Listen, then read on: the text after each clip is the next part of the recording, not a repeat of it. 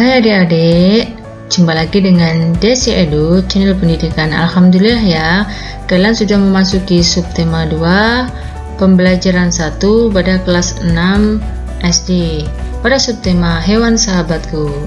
Yuk kita ikuti video ini sampai habis dan jangan di skip ya. Perhatikan gambar yang ada pada video ini. Apakah kamu penyayang hewan? Apa saja manfaat yang diperoleh manusia dari hewan? Bagaimana cara hewan berkembang biak? Yuk kita pelajari bersama-sama.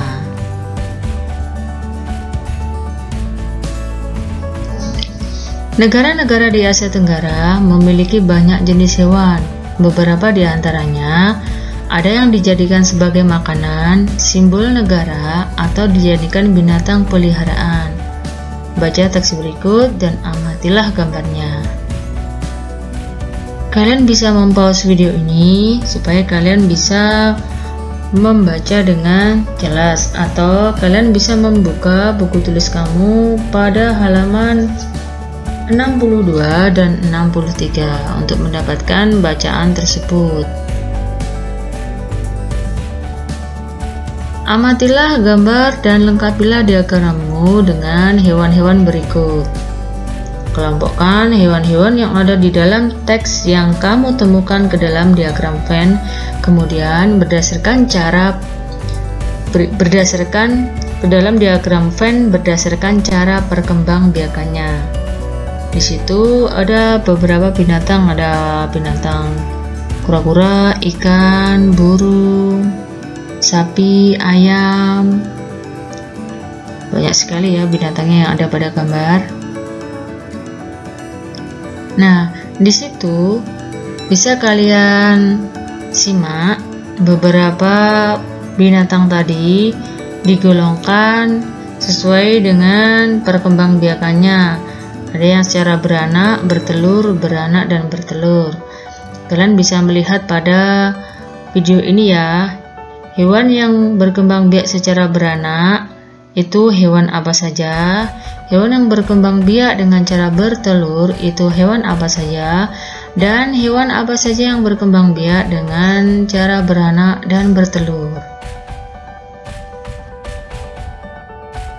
Hewan yang hidup di Asia Tenggara ada harimau, kerbau, elang, singa, komodo, orangutan, buaya, kuprei, sapi, kura-kura. Selanjutnya, kalian bisa memperdalam pengetahuan kamu tentang apa yang dimaksud ovipar, vivipar, dan ovovivipar. Hewan yang berkembang biak secara bertelur disebut ovipar. Hewan yang berkembang biak secara melahirkan disebut vivipar. Hewan yang berkembang biak dengan cara bertelur sekaligus melahirkan disebut ovovivipar. Dan dengan contohnya tadi sudah disajikan dalam diagram Venn.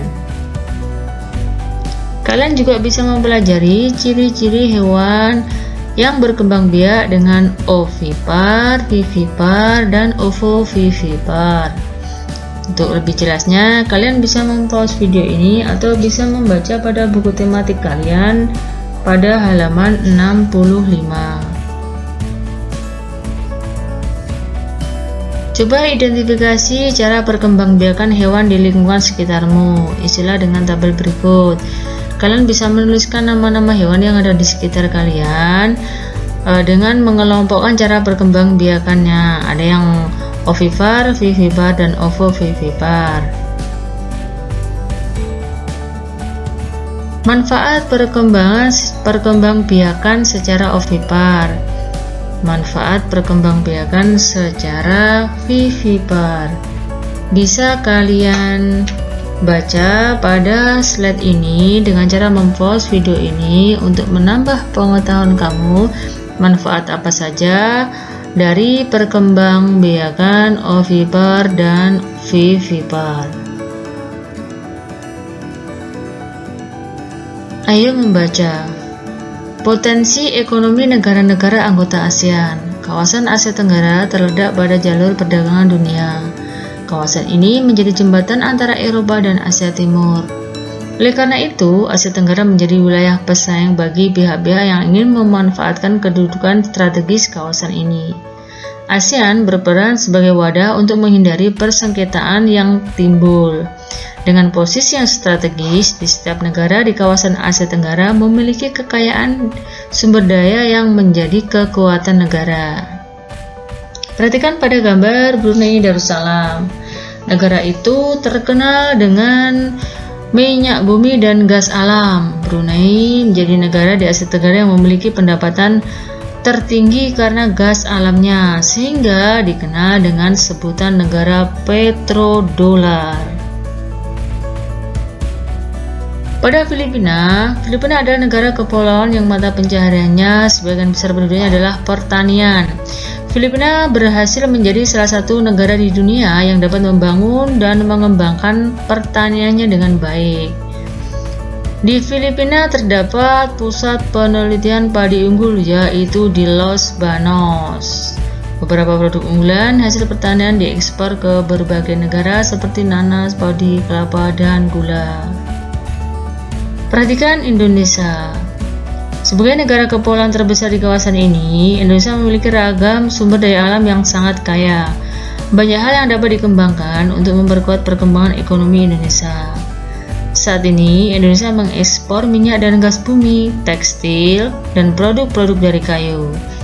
Pertambangan menjadi salah satu pintu masuk para pengusaha mancanegara ke Indonesia. Keindahan alam Indonesia pun menjadi daya tarik yang menjadi sumber devisa negara dari sektor pariwisata. Perhatikan Kamboja. Di Kamboja mengalir Sungai Mekong. Di sekitar Sungai Mekong merupakan daerah yang subur. Mata pencaharian penduduk Kamboja adalah pertanian. Hasil pertanian Kamboja yang besar adalah padi dan karet. Di Laos bertentangan dengan Kamboja. Negara ini dilewati oleh aliran Sungai Mekong. Sama seperti di Kamboja, kegiatan pertanian banyak dilakukan di sepanjang aliran sungai ini. Sebagian besar hasil pertanian dinikmati oleh masyarakat Laos.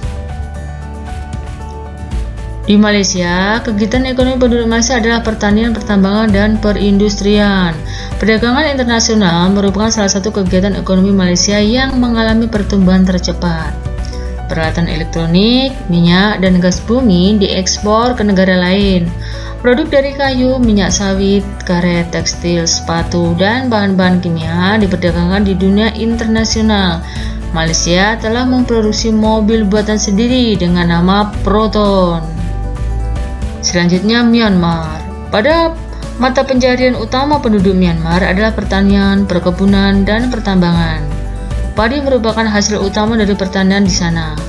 Myanmar merupakan salah satu negara penghasil padi terbesar di Asia Tenggara. Singapura merupakan negara paling maju di kawasan ASEAN.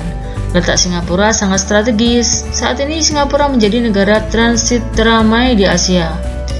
Sentosa adalah nama sebuah pulau di Singapura yang terkenal sebagai tempat berlibur. Pulau ini merupakan salah satu lokasi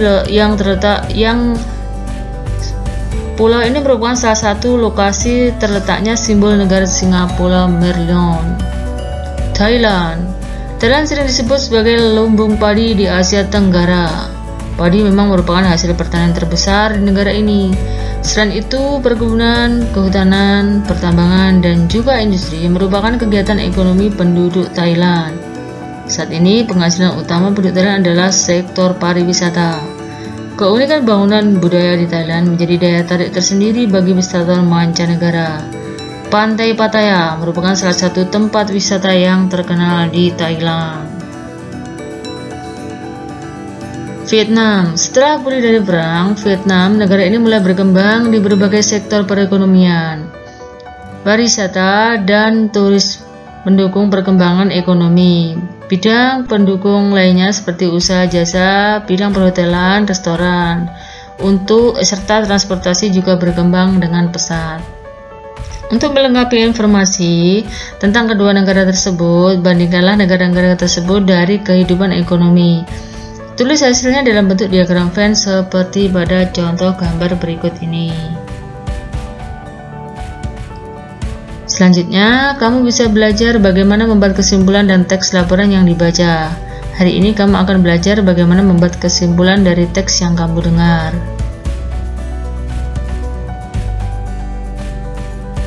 Demikian tadi pelajaran yang bisa saya sampaikan. Mohon maaf atas segala kekurangan. Jangan lupa like, comment, subscribe ya, dan klik tanda lonceng supaya kamu tidak ketinggalan video kami.